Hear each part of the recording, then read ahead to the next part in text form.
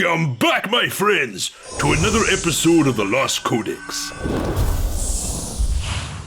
In the last lessons of the Loa, we learned the story of Sethrilis, the mother of Sethrak, and the price she paid to stop a terrible evil that descended upon the jungles of Xandala. Today, we learn the tale of another Loa, one who proved that raw strength was not all that was needed to win the battle. Today, we learn the tale of the King of Cats, the Praise Doom, the Lord of Beasts, Eraka no Kimbal. Long ago, Eraka no Kimbal once made his home in the jungles north of Zuldazar, in the same lush region where Sethrilis the Snake Loa and Akunda the Thunder Lizard made their home. Like Sethrilis, Kimbal's worshippers built him a vast temple in the lush wilds surrounding the mountains of Xandala. And it was here where Kimbul taught his followers the lessons of the jungle.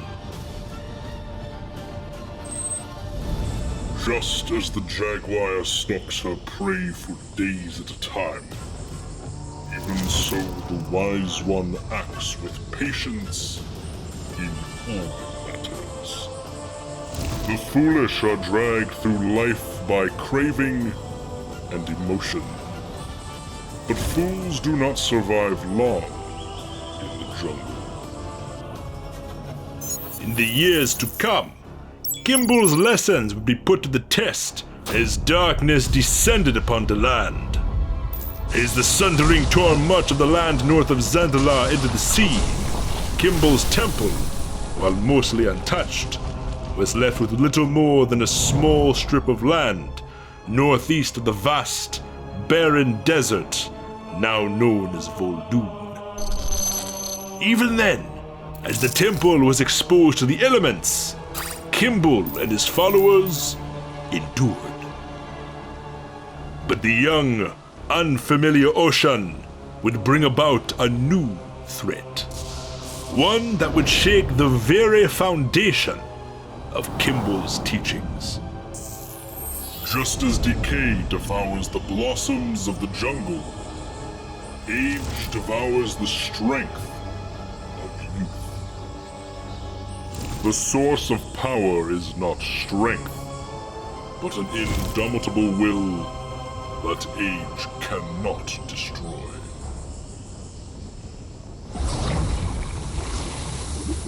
From the depths of the sea rose the insidious Naga, and with them, their dark, powerful voodoo.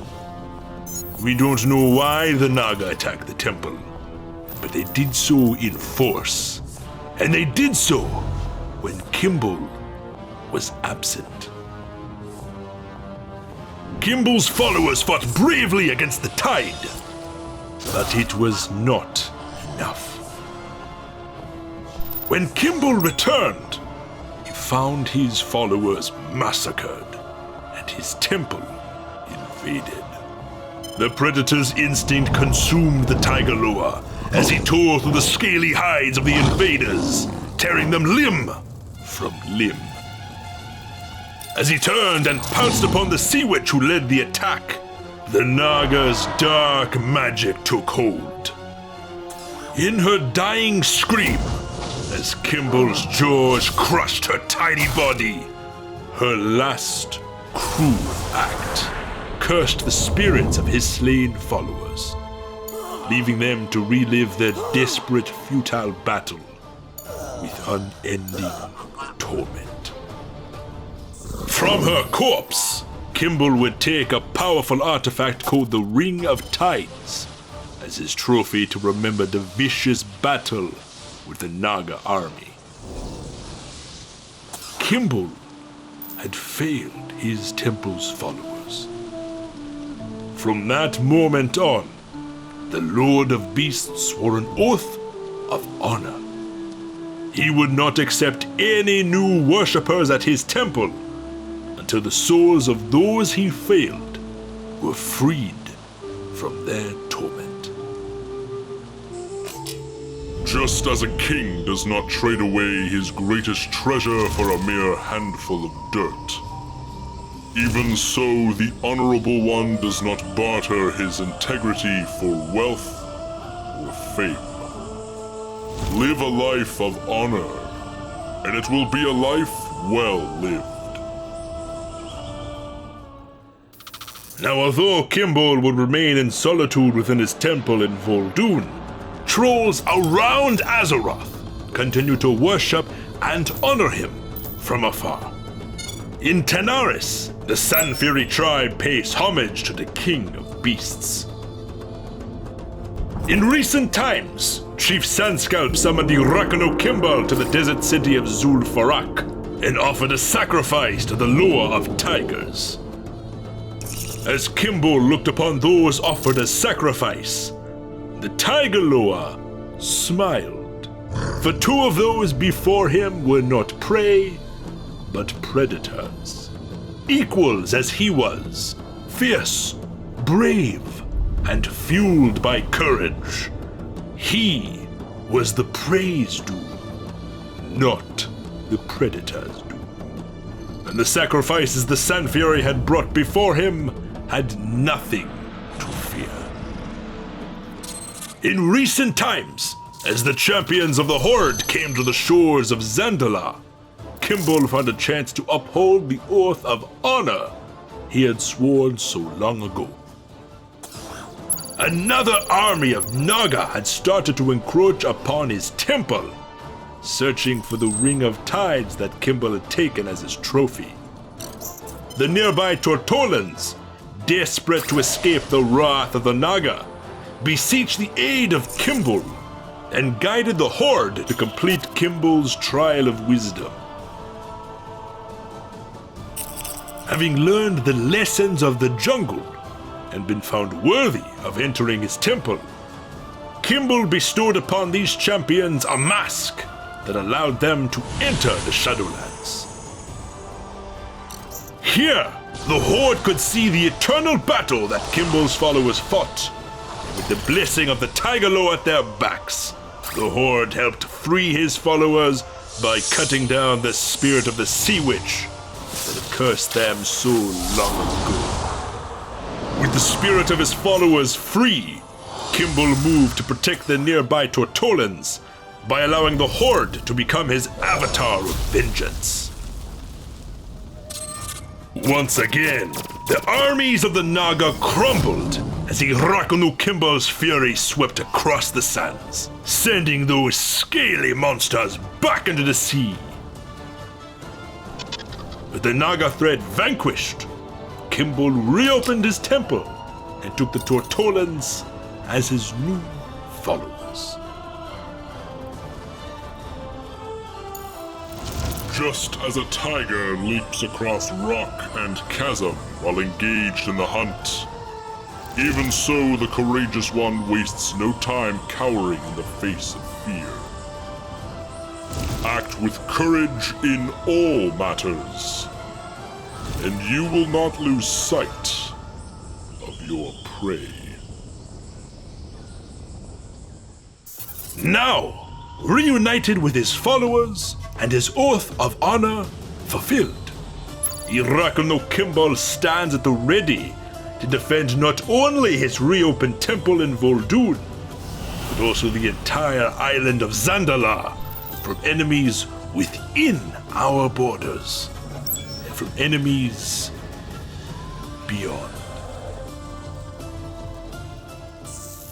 Hey guys, and thank you guys so much for tuning into another episode of Lessons of the Loa. This was an extremely fun project to work on, and it took a little bit longer than we expected, but we wanted to make sure we gave Kimbul the proper Lost Codex style treatment that he deserved. I'd like to give a couple of shoutouts to some people here. First one goes out to Sir Thompshire for the custom temple shots you saw at the end of the video and towards the beginning of the video when they were building Kimbul's temple, and the shot of Kimbul in his temple with all the Tortolans. So thank you, Mr. Sir Thompshire. Another shout out to Isei Silva for the really cool depiction of Kimbul standing over the Naga corpse. One of my favorite pieces of art that she's done for us this far, so thank you, Isei. Thank you so much. And of course, a shout out to Hypnos for the custom Kimbul armored model. We felt that Kimbul deserved some Loa armor, some Loa decoration as he had in his Hearthstone card. I mean, as Shirvala had in her Hearthstone card, because that's totally not Kimbul. Down to the eye scar and the red mohawk. Totally not. But yes, thank you, Hypnos. Again, a huge thanks to all three of these awesome artists for the work they've done for us. You can find their links in the description below. I'd like to give another shout out to our patrons, for without them, these videos would not be possible. If you'd like to join our supporters over on Patreon and help support the Lost Codex and what we do and what we make here, head on over to patreon.com/thelostcodex. Check out some of our rewards and tiers. I will say that none of the rewards we offer are exclusive Lost Codex videos. We're never going to provide a lore video just for patrons, but they do get behind the scenes. They do get to vote on episodes. They do get to see the script and the images and the director's call, which is a behind the scenes call between Jeff and I on everything going on in the next episode. So they do get to know everything before everyone else. But for those of you who are, maybe a little bit paranoid that we're going to make a Lost Codex lore video just for patrons, we're never going to make anything exclusive. We just provide the extras over on Patreon. Some of you may have noticed several Horde characters appearing throughout the episode, and we're kind of making that one of our new rewards. We want to give the opportunity to show the avatars and characters of our patrons and our backers in a Lost Codex episode. And in the Sethralist video and in the Kimbul episode, we've done just that. Every time we talk about the heroes of the Horde, in general, we've shown different characters appearing. Those weren't randomized. Those were people from our community in the Sethralist video, and in this video, they were patrons of ours and supporters of ours. Of course, the scene and the theme of the video will have to make sense in order for us to show your character. If we're doing an episode on Azara, I'm sorry, but your Pandaren monk's not going to make it into the episode. But we're going to do our best. We're going to try and fit everyone's character in some way, some form into an episode, providing the theme fits and providing we can somehow weasel it in there. So if you'd like to see your character debut in a Lost Codex lore episode, a holocore episode, or anything like that, head on over to patreon.com/thelostcodex. If you've yet to join our Discord community, what are you waiting for? The description's in the link below. Come on, join us. Become part of the most wholesome, the most awesome, creative, and frankly good-looking community that's out there. And no, that's not an opinion. That's a fact. So join us. Join the Lost Codex Discord community. Description below. We'll be diving into our next lore project very soon. So as always, guys, stay tuned, and thank you. Thank you for watching.